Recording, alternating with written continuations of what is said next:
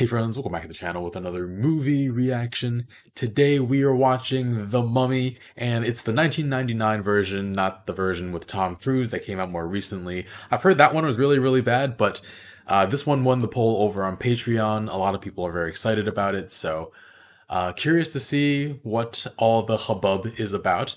But if you guys want to watch the full reaction, or you want to see movie reactions a week early, check out Patreon in the link in the description below. Otherwise, take a quick moment to leave a like, and let's get started. Oh, smeared. Oh, he saw it.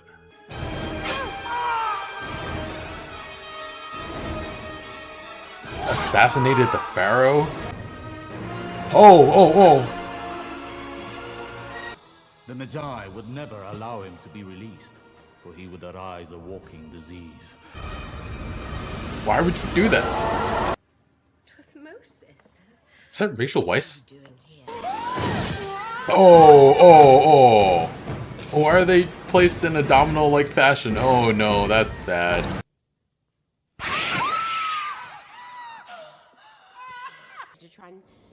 It's the thing that fits in the thing.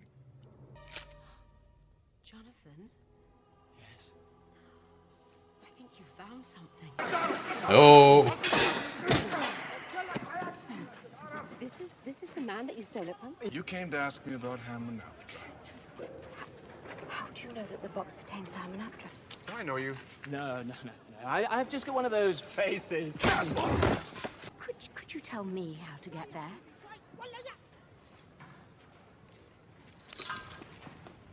Then get me the hell out of here. You're looking for Hamunaptra? Damn straight we are. And who says we are? He does. We got us a man who's actually been there. Oh, what a coincidence, because of Donald. What a surprise! My good friend, Oh my god.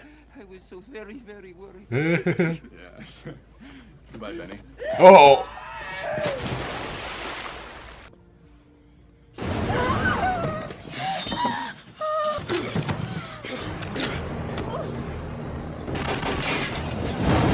Uh-oh.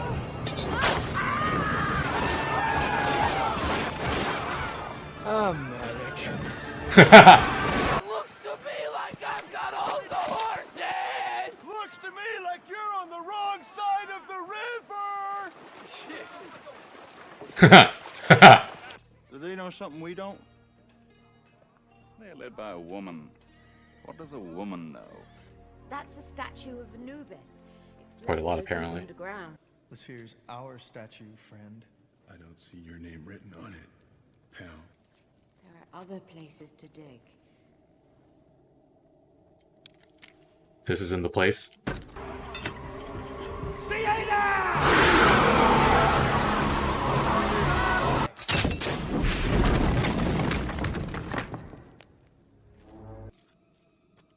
Oh. Oh, how does it? Oh god. Oh god.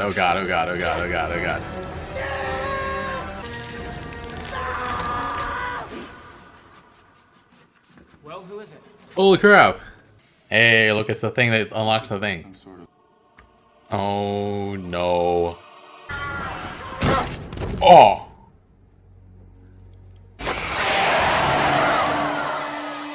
I've never seen a mummy look like this before. He's still...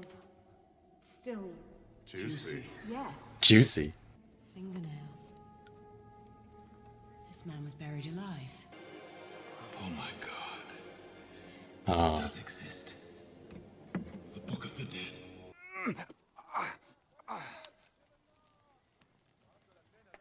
It's written that if a victim of the Homdai should ever arise, he would bring with him the 10 plagues of Egypt. Why would they do this?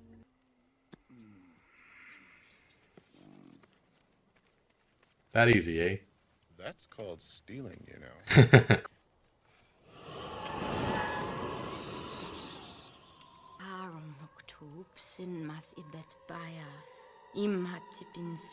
Wait, you're not supposed to read it, are you? Oh, crap. straight from the book! Oh. That is a lot of locusts.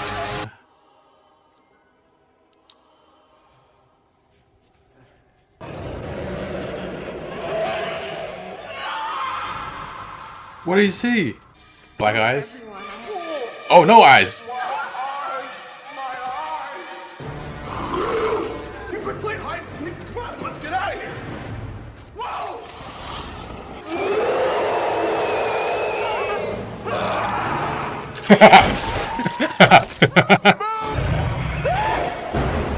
Protect and watch over me, as a shepherd watches over his flock. That'll work. What the stirpiness, Hamamen, Bayam say.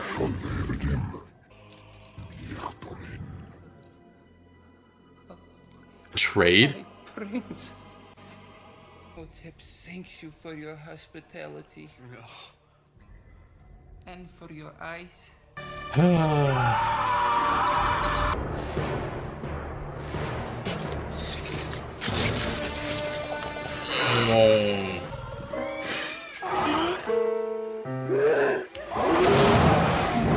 He's afraid of cats? Miss Carnahan, gentlemen, we are part of an ancient secret society. For over 3,000 years, we have guarded the city of the dead. When I saw him alive at Hamunaptra, he called me Anuksunamun. Perhaps he would once again try to raise her from the dead. It appears Using he's her. already chosen as human sacrifice.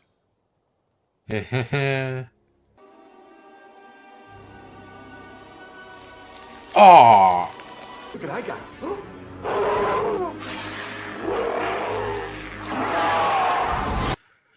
Evie is subject to a lot of non-consensual kissing. They have become his slaves. So it has begun. This is the side you chose.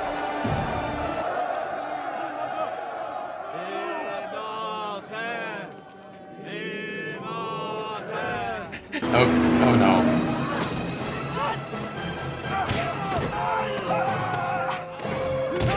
They're the one he wants. Crap. Take my hand, and I will spare your friends. No. Don't! No. He still has to take me to Hamunaptra to perform the ritual. I'll be seeing you again. I don't think he knows English. What's the challenge then? Rescue the damsel in distress, kill the bad guy, and save the world.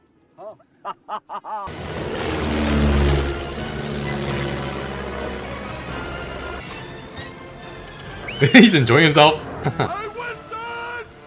Pedal faster!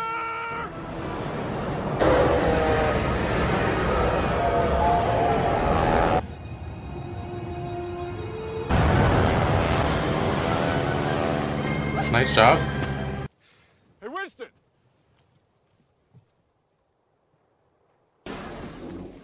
Oh. Like that! Get back!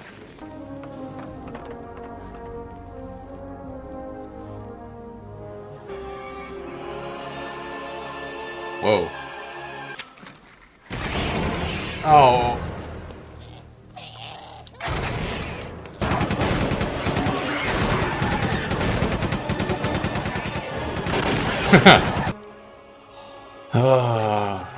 And we need the key. Oh crap. When you think about it, it's actually kind of romantic. Him bringing her back after 3,000 years. His love lasted for so long. The whole rest of this thing is kind of horrible though. Oh.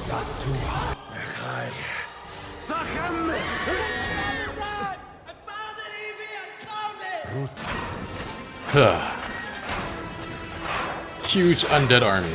Do something, Jonathan. Me? You can command them. You have got to be joking.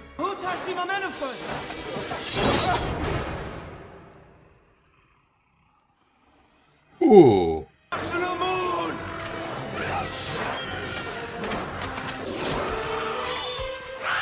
Oh, he has to wash her.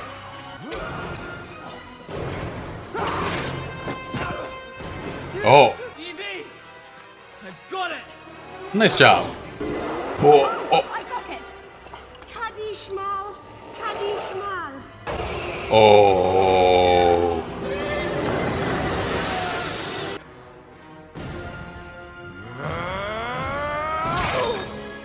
He's mortal now.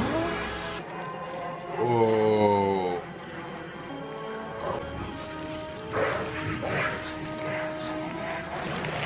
Death is only the beginning.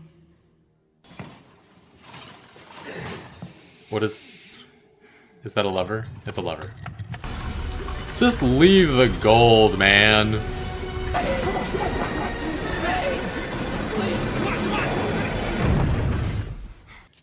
Oh crap. Fire ran out. Aww. The little nose flick was cute. They have so much gold, and they don't even know it yet. Wow, this movie was a little exhausting because of how creepy some of it was. Whatever happened to Brendan Fraser? Because I saw him in trailers and whatnot quite a bit when I was much younger, and suddenly he wasn't in anything anymore. And I mean, I didn't hear about any scandals or drugs, so my best guess would be some sort of mental health issue. If that's the case, I hope he got the help he needed. But he was good in this. He's pretty much Indiana Jones. Though if we're talking about an academic with a flair for adventure, Evelyn kind of fits the bill too. And this movie is just a lot of fun. I thought the overall story was really good, and the traps and oddities that showed up throughout the film were all very compelling. The scarabs, oh my god. I will never look at those again the same. I think the only thing that took me out of the movie was what happens with Evelyn throughout the movie. First with Rick O'Connell, like just grabbing her and kissing her. Yikes. I think the writers were trying to subvert expectations and buck the traditional love subplot in action films that have the kiss only at the very end of the film, maybe. And sure, if I was about to die, I would have some urges, but I wouldn't do anything to a random stranger. I don't want the last thing I ever do in life to be violating someone else's boundaries. And yeah, so this movie takes place in a different time period. It came out in a different time period. But I was just like, really? Ugh. And then they set it up for like a romance between the two of them later. And for some reason, while she wasn't into it at the moment, she was like, oh, why did you kiss me? And being all lovesick. Like Brendan Fraser is a snack, but the whole romance subplot of the film just didn't work that well for me. And then Evelyn gets kissed in her sleep, again, non-consensually, by the freaking evil, immortal being, Imhotep. He doesn't even have his full face yet. It like melts off while he's kissing her. And she turns it around later and kisses him to distract him from killing her friends and family with that sand face. But yeah. But that was pretty much my only major gripe of the film. Oh, and that line about my father loved Egypt so much he married an Egyptian woman. What the heck kind of reason is that? I mean, that wasn't even so much a gripe I had with the film because it was just so stupid and absurd that I couldn't help but laugh at it. Like, are there not more important reasons to marry someone other than, like, see some culture I love? I enjoyed my trip to India several years ago. I accidentally crashed an Indian wedding. The food there was great. I should marry someone Indian.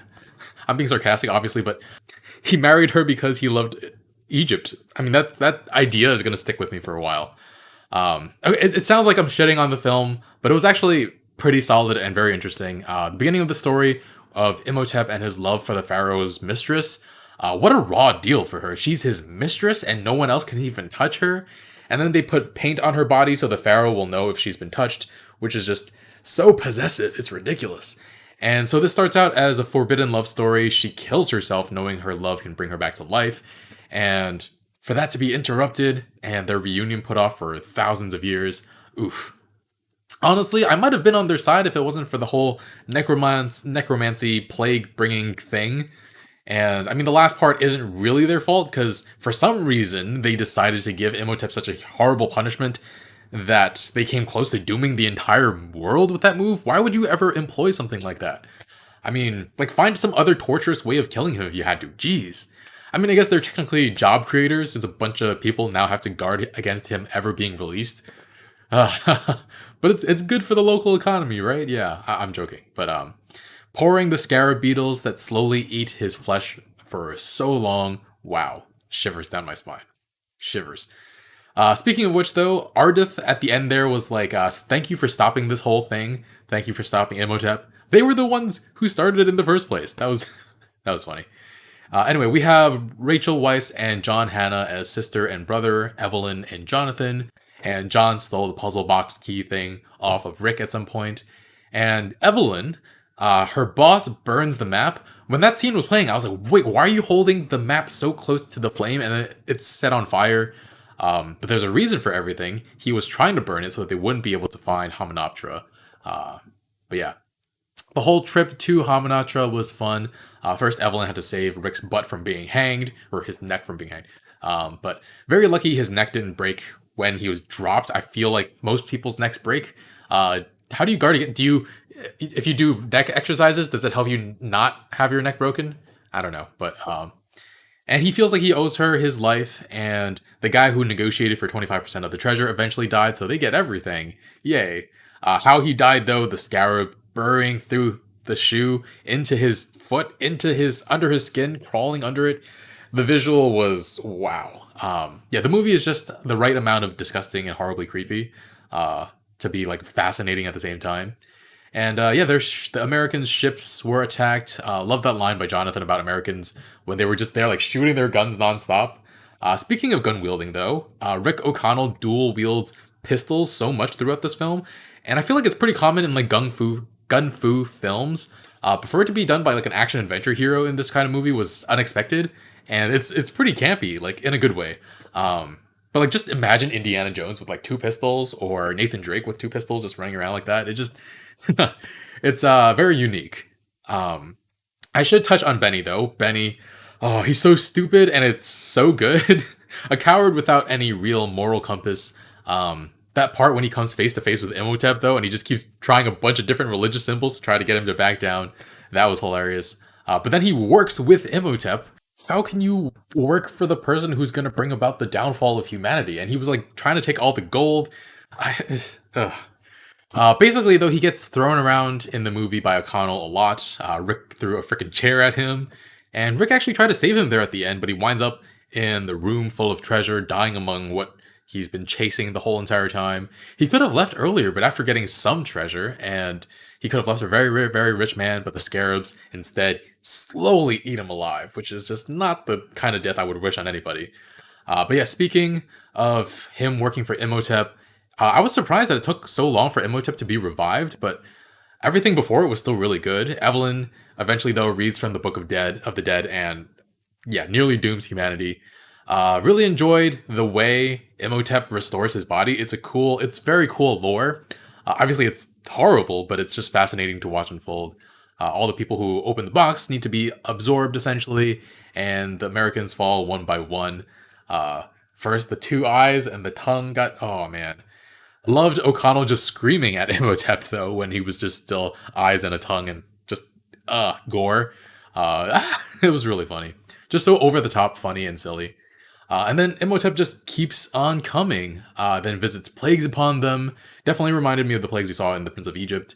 And turning wine and water into blood, raining fire, people completely brainwashed and having so many boils, chanting Imhotep, and Jonathan's part in joining in. That was really funny as well. But yeah, after so much work, they're able to find the Book of Amun-Ra and take away Imhotep's immortality. And Anubis himself freaking swoops in to rip it out of him. That was really, really cool. And then O'Connell stabs him to death with the sword. But Jonathan drops the Book of Amun-Ra. Just, oh my god, this is the whole reason for the journey, and he drops it. Like Evelyn only got to read a little tiny bit of it. It's just so sad. And they get away almost empty-handed if it wasn't for the gold Benny already strapped to the camels.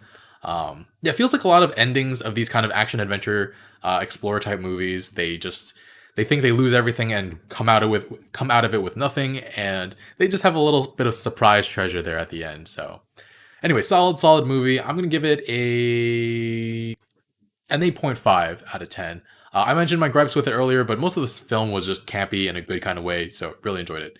Anyway, guys, thanks for watching. If you want to see the full reaction or you want to see movie reactions a week early, check out Patreon in the link in the description below. Otherwise, take a quick moment to leave a like, and I will see you guys next week with more. Bye, friends.